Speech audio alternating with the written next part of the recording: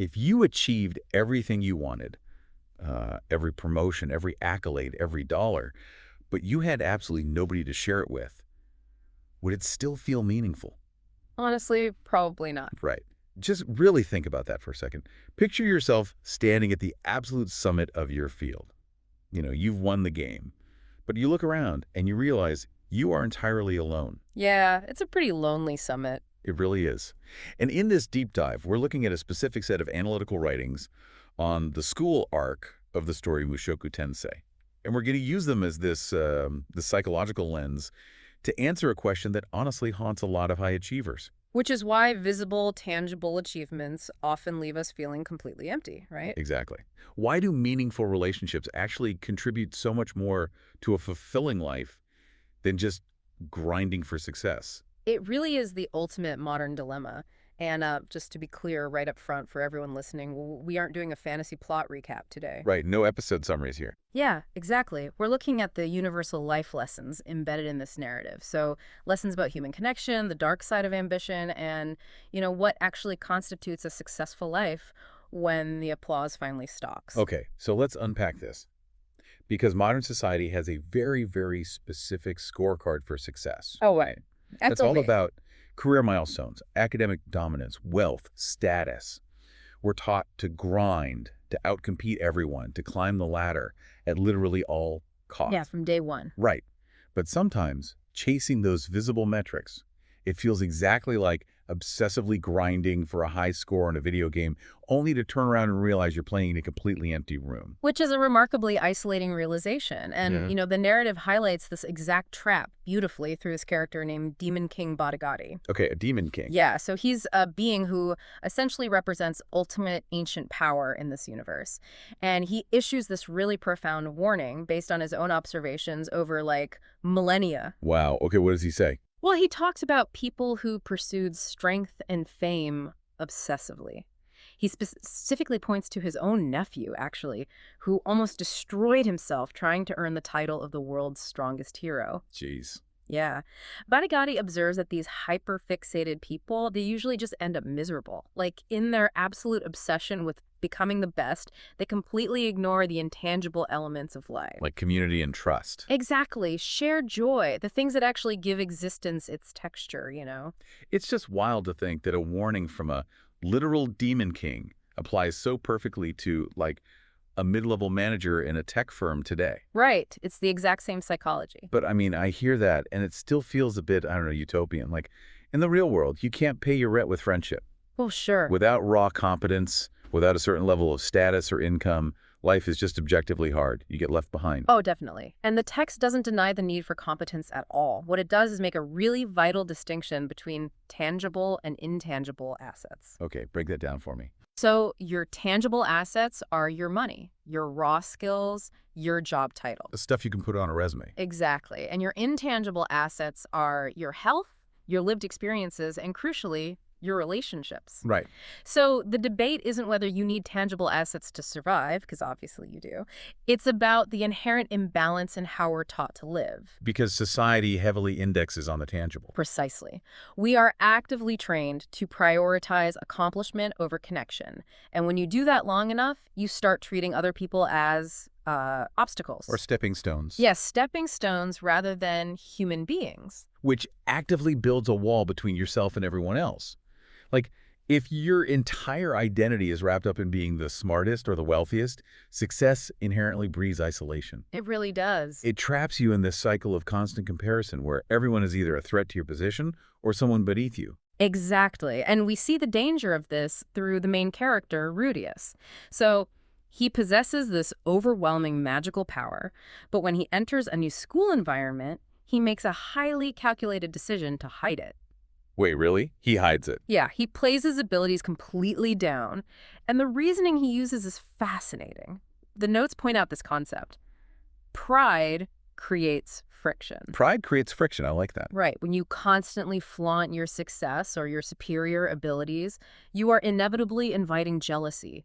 Like, you might feel great about showing off, but you are basically creating unnecessary enemies out of thin air. Oh, man, I have seen this in the corporate boardroom a million times. Oh, I'm sure you have. It's always that person who is undeniably the smartest in the meeting, and they feel this compulsive need to correct every single minor error someone else makes. Right. They just have to prove it. Exactly. They are, quote-unquote, achieving correctness. They are objectively right, but they are alienating their entire team in the process.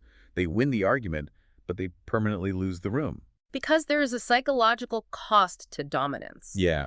Being a leader or a top achiever inherently means risking resentment. The narrative actually calls this the tax of standing above others. The tax of standing above others. That is, wow, that's heavy. It's an unavoidable social cost. If your success is wielded without humility, like if it's just a blunt instrument to show everyone how great you are, it automatically leads to isolation. Right, you can't be the arrogant king of the hill and expect people to genuinely want to sit in the dirt with you. Exactly. You just can't. Which forces a completely different strategy then. Yeah. Like, if brute forcing your way to the top just isolates you, you have to engineer a way to win that actually makes people like you. Yes. And that requires an incredible amount of emotional intelligence rather than just raw talent. It requires what we might call strategic humility. Strategic humility. Yeah. There's this brilliant tactic Rudius uses, and it's translated in the note. It says, letting the seniors have the flowers. Letting the seniors have the flowers. Essentially, he does the heavy lifting to solve a problem, but he maneuvers the situation so that someone else takes the public glory. He willingly gives away the credit. Okay, I can hear people listening to this and just cringing at that idea right now. Oh, for sure. Because isn't that just being fake? Like, it feels almost manipulative to play dumb or intentionally diminish your own hard work just to stroke someone else's ego. It's easy to view it cynically, I get that. But looking closely at the author's framing, it's not about being fake. It's about prioritizing long-term harmony over short-term ego. So playing the long game. Exactly. When you give away the credit, you disarm jealousy instantly. You build a massive psychological debt of gratitude. The person who received the credit now subconsciously views you as a vital ally, not a competitive threat. That makes a lot of sense, actually. And we see Rudius handle difficult bullying personalities this exact same way. He shows them excessive respect, even deep bowing. Even to bullies. Yeah, the source highlights it as a strategic low posture. He isn't internally submitting to them. He's building a barrier of extreme politeness. Okay, so he's protecting himself. Right. It protects him from unnecessary conflict. And ironically, by creating that safe, frictionless space around the difficult people, he has the energy and freedom to build genuine friendships with others. Without being dragged into constant trauma. Exactly. So you're protecting your peace so you can invest your energy in what actually matters. And what matters is building a safety net. Yes. I mean, think about it for a second. If you have a life-altering crisis at 3 a.m., who are you calling? Definitely not your boss. Right. You're not calling your bank manager. Yeah. You aren't hugging your college diploma for comfort. You need people. Which introduces this incredible concept from the source of connection power. Connection power. Yeah, Rudius explicitly realizes this during his time at the school. So he might have deep connections with rough-and-tumble adventures from his past, but his upperclassman Fitz has connections with entirely different, high-level spheres of influence. Oh, I see. Relying on others to achieve your goals is a form of power. No matter how strong, smart, or wealthy an individual is, their personal capacity is strictly limited by time and physics. So we really can look at relationships as a literal form of wealth. Oh, absolutely. I like to think of it like a diversified financial portfolio. Like investing all your time and energy into your career is like putting every single dollar you own into one highly volatile tech stock. Yeah, high risk. Exactly. Sure, it might skyrocket. You might become the CEO. But if that company goes under or you get laid off, you are left with absolutely nothing. Nothing at all. Relationships are your bonds. They are the stable, invisible wealth that keeps you emotionally secure when the market of your career takes a massive dive. And just like mutual funds, they require slow, boring, consistent contribution. Yes. You can't just dump $1 million into a relationship the day after a crisis and expect it to hold you up. That has to be built over time. Which leads us directly into the tension we all feel every day, right? The balance between ambition and connection. The pull of the goal versus the pull of the heart. Because you can't be at the networking dinner and at the gym at the same time. You have to choose. You do. And the narrative explores this through the character Sylphie, who also goes by Fitz. It illustrates this idea of fundamental stamina. Fundamental stamina. What does that mean in this context? Well, in a life or death moment or a massive career crisis, what saves you isn't usually a sudden burst of genius. It's the fundamental stamina you built through boring, repetitive, solitary daily routines. The grind. The grind. Ambition absolutely requires this relentless, lonely grinding. You cannot achieve greatness without spending time alone in the lab, so to speak. But the warning is clear. If you only grind, you lose your humanity. It's the professional athlete dilemma. Oh, how so? Well, if you want to be a champion, you have to spend thousands of hours completely alone in the gym, shooting free throws, while everyone else is out partying. That's the fundamental stamina. That's the ambition. But if you do all that solitary work and then refuse to connect with your teammates on the court, like if you won't pass the ball because you want all the glory, you will never, ever win the championship. That is a perfect analogy. The trade-off of sacrificing your relationships for pure, isolated ambition is almost never worth it in the end. Because without the team, the individual strength is ultimately brittle. And we see a character named Cliff wrestle with this exact tension in the story. What happens with him? So he is fiercely ambitious, a really dedicated scholar, but he finds himself struggling with the temptation to abandon his studies for romance. Ah, the classic distraction. Yeah. The broader lesson the source pulls from there is that whenever we get too comfortable or too distracted by either pure ambition or pure pleasure, we have to stop and interrogate our motives. Like asking why we're doing it in the first place. Exactly. Asking, why am I here? What is the ultimate purpose of this grind if it alienates me from the people I actually care about? So, okay, we know the friction of isolation, right? And we know we need this invisible wealth, this connection power. But what actually elevates a functional, everyday connection into one of these deep, meaningful relationships? That's the real question. Because we aren't just talking about having a lot of LinkedIn connections here. Right. We're talking about profound trust. And the narrative highlights a really beautiful, kind of counterintuitive concept for building that trust. It's called non-interference. Non-interference. How does not interfering build trust? That sounds like you're just ignoring someone. It does sound like that at first, but it's really about how we handle vulnerability. Think about a time someone helped you, but you could tell they were hiding a massive secret. Okay, yeah. Our human instinct is to dig. We pry, we ask questions, and we often disguise our curiosity as concern. Oh, all the time. We say we're just worried about them. Right.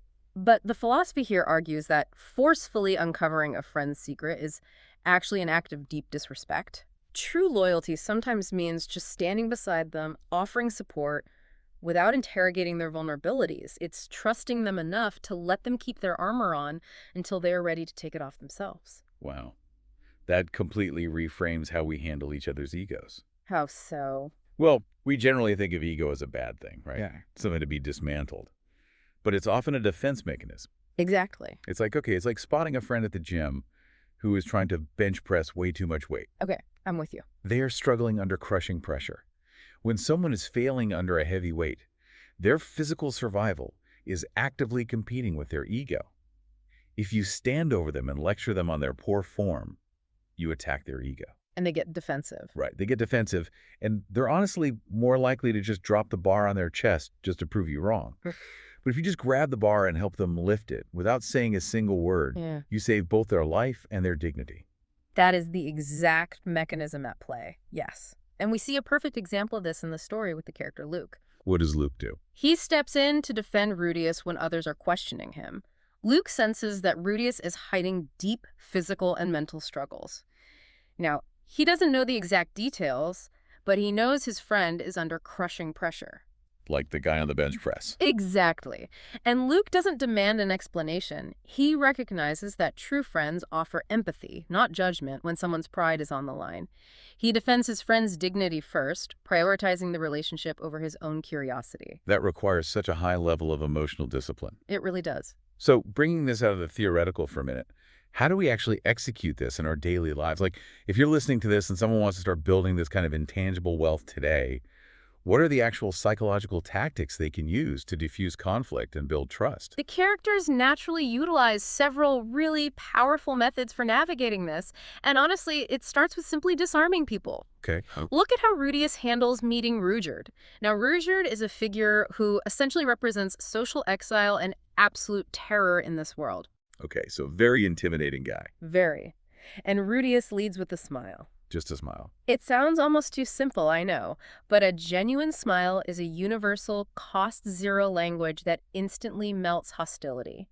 It neurologically signals to the other person's brain, I am not a physical or social threat. Which perfectly sets up the next hurdle, right? Mm. Because a smile is great for a first impression, but what happens when you've already messed up? You can't just, smile away a massive error at work. Exactly, and that's where the concept of the pre-apology becomes vital. The pre-apology. Yes. If you make a mistake that impacts someone else, the worst thing you can do is wait to be publicly called out.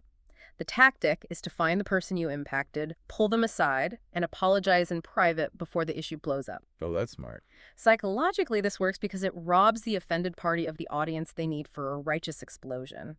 It turns what could have been a public spectacle of blame into a private collaboration to fix a shared problem. You completely own the narrative by owning the mistake first. Yes. Which actually reminds me of another dynamic in the story.